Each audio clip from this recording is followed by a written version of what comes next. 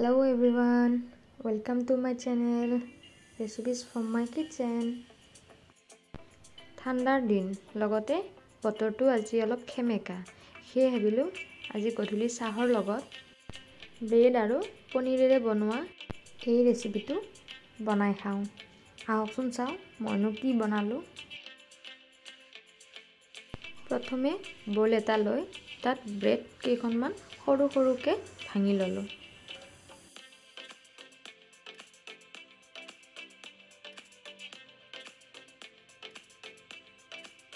এইবাৰ তাত মই এটা কাটি লোৱা পিয়াজ আৰু পনীৰ অলপ গ্ৰেট কৰি তাতে দি দিলো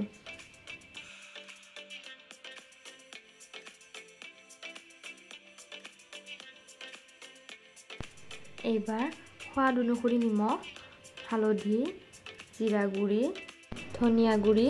আৰু অকমান বেকিং সোডা দি এইখিনি ভালদৰে সানি লম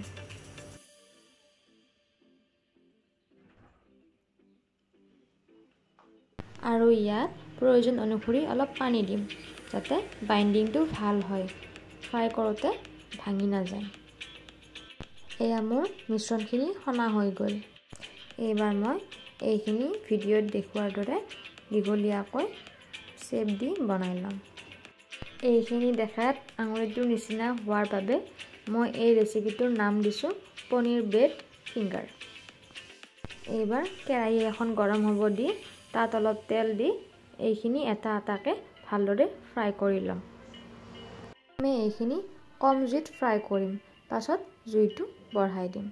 কম জুইত ফ্ৰাই কৰিলে ভিতৰলৈ ভালদৰে সিজি যায় আৰু বেছি জুইত ফ্ৰাই কৰিলে প্ৰথমে বাহিৰখিনি জ্বলিব ধৰে সেইকাৰণে কম জুইত প্ৰথমে ফ্ৰাই কৰি লম পিছত বেছি জুই দি লম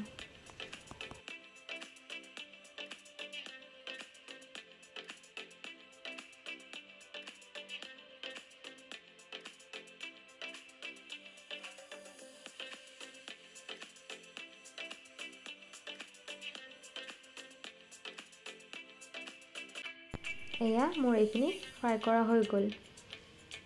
ভিডিঅ'টি চাই ভাল পালে যদি মোৰ চেনেলটি লাইক শ্বেয়াৰ আৰু সাবস্ক্ৰাইব কৰি দিব